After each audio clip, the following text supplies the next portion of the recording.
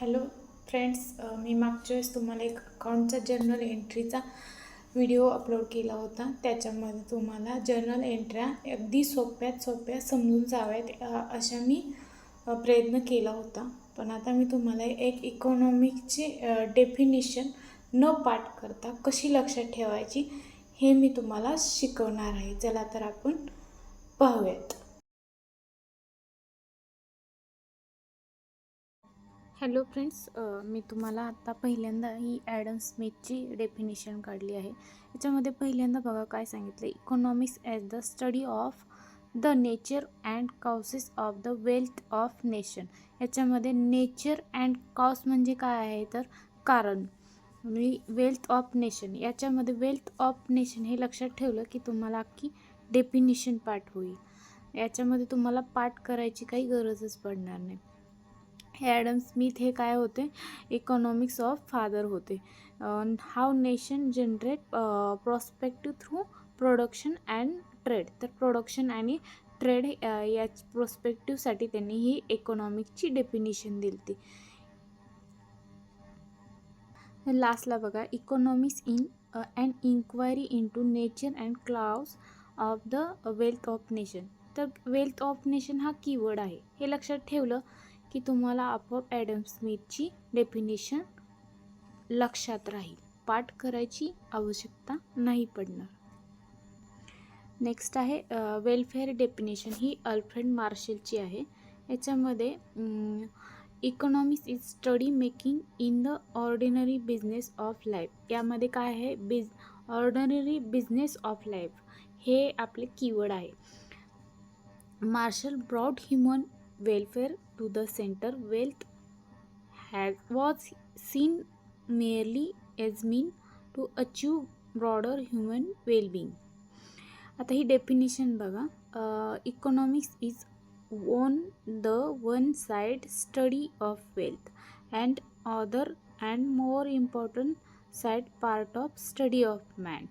याच्यामध्ये एवढी काय डेफिनेशन तुम्हाला पाठ करायची गरज पडणार नाही, कारण त्यांनी फक्त वेलफेअर डेफिनेशन म्हणजे आपल्या इकॉनॉमिक्ससाठी कोणतं वेलफेअर आहे ते त्याची डेफिनेशन त्यांनी आपल्याला दिली आहे. ही डेफिनेशन खूप महत्त्वाची आहे. का आहे, कारण याच्यामध्ये स्कॅरसिटी हा शब्द यूज केला आहे. स्कॅरसिटी म्हणजे काय तर वॉन्ट्स आणि यूज ऑफ रिसोर्स, म्हणजे आपण किती यूज करतोय. आपली रिसोर्स हे आपले लिमिटेड असतात. म्हणजे काय तर आपले संसाधने सगळे नैसर्गिक संसाधने हे लिमिटेड असतात आणि लिमिटेडमध्येच आपण कमीत कमी यूज करून आपला फायदा बघितला पाहिजे. हे या डेफिनेशनमध्ये सांगितलं आहे.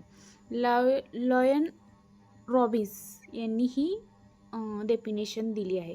आणि याच्यामध्ये तुम्ही जेव्हा स्कॅरसिटी हा शब्द लक्षात ठेवचाल त्यावेळेस ती डेफिनेशन आपल्याला अगदी सोप्यात सोपी तुम्हाला मांडतासुद्धा येईल.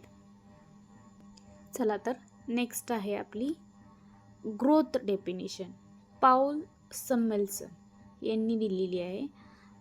ते economics as a study of dynamic growth and efficient allocation. तर ग्रोथ डेफिनेशन याच्यावरूनच लक्षात ठेवायचं की पाऊल सममेल्सन यांनी ही डेफिनेशन दिली आहे. तर आता याच्यामध्ये खाली economics is the study how people and society choose employ scarce productive resources to product various commodity over time. याच्यामध्ये प्रोडक्टिव्हिटी जास्तीत जास्त काढली पाहिजे आणि माणसाने आणि यूज पण एम्प्लॉयनी कमीत कमी केला पाहिजे. प्रोडक्टिव्हिटी जास्त झाली पाहिजे हे या डेफिनेशनमध्ये सांगितलेलं आहे. मी तुम्हाला याच्या पुढे एक कीवर्डचा PPT देणार आहे. तुम्ही त्याचा स्क्रीनशॉट घेऊ शकता. या ॲडम स्मिथ यांनी काय दिले, वेल्थची, आणि की कन्सेप्ट काय आहे, प्रॉस्पेरिटी. आणि अल्फ्रेड मार्शल यांनी कोणती डेफिनेशन दिली, वेलफेअरची. ह्याच्यामध्ये काय होतं, ह्युमन वेलबिंग. नेक्स्ट आहे लॉयन रॉबिन्स. याच्यामध्ये स्केअरसिटी वर्डवरून लिओन रॉबिन्स हे लक्षात ठेवलं की तुम्हाला ते लक्षात येतील. पाऊल सेमल्सन यांची ग्रोथची. ठीक आहे. जर तुम्हाला हा व्हिडिओ आवडला असेल तर नक्कीच आपल्या चॅनलला सबस्क्राईब करा. धन्यवाद.